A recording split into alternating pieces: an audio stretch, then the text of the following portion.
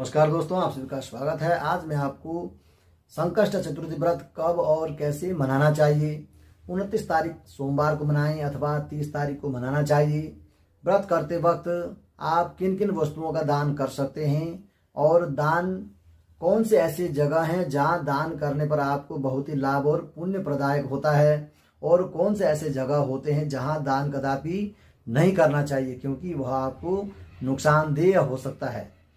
शास्त्रों में बताए अनुसार दान हमेशा 4 स्थान पर करना चाहिए। वह स्थान है विप्र, धेनु, सुर, संत, हित। यानी विप्र यानी ब्राह्मण को दान देना शुभ माना गया है। धेनु यानी गौमाता को चारा इत्यादि खिलाना शुभ माना गया है। और सुर यानी देवताओं को यानी मंदिरों में ईश्वर को किसी भी प्रकार का भोग लगाना शुभ माना गया है। और संत यानी पुण्यात्मा जन, आपकी कोई भी पुण्य जन हो उनको आप मिष्ठान्न भोग लगाएं अथवा किसी वस्तुओं का उनको अर्पण करना शुभ माना गया है।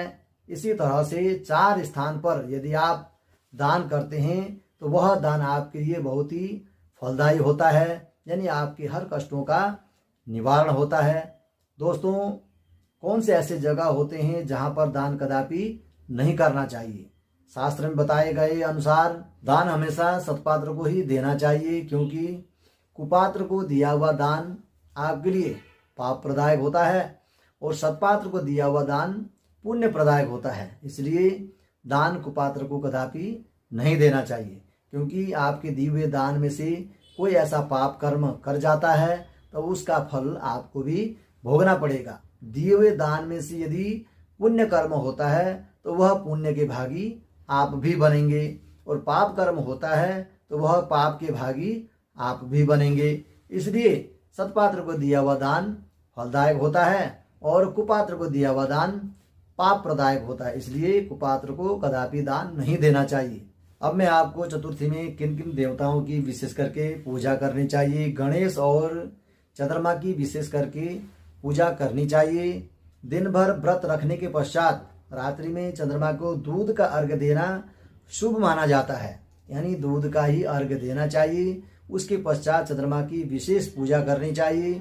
गौरी गणेश की स्थापना कर उन्हें साल भर के लिए घर पर ही रखना चाहिए। भोग लगाने के लिए तिल का भोग लगाएं और गुड़ का भोग लगाएं, गन्ने का भोग लगाएं, घी का भोग लगाएं। इन वस्तुओं का भोग विशेष करके लगाना चाहिए। लगाए हुए भोग को किन्हीं टोकरी इत्यादि से ढक देना चाहिए, जिसे पहाड़ कहा जाता है। सौभाग्यवती स्त्रियां पुत्र व पति की सुख समृद्धि के लिए व्रत रखती हैं और ढके हुए प्रसाद को यानी पहाड़ को पुत्र ही प्रातः खोलता है और इसे भाई बंधुओं में बांटा जाता है। संकष्ट चतुर्थी व्रत क्यों और किस लिए करना चाहिए, शास्त्र में इसके लिए क्या है प्रमाण? देवताओं के द्वारा अपने कष्टों के निवारण के लिए भगवान शंकर से याचना करने पर भगवान शंकर द्वारा गणेश और कार्तिक को पूरे विश्व भ्रमण के लिए भेज दिया जाता है।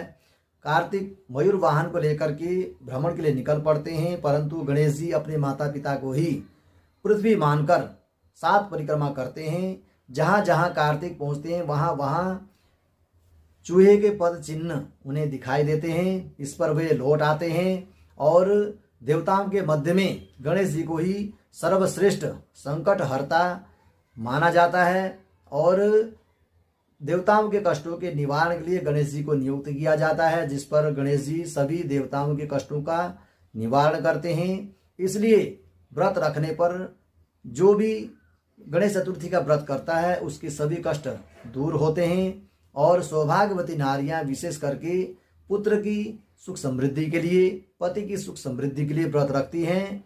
इसलिए व्रत भगवान गणेश जी का और चंद्रमा को अवश्य पूजना चाहिए। इसी तरीके से मेरे YouTube चैनल को आप देखते रहें। धन्यवाद।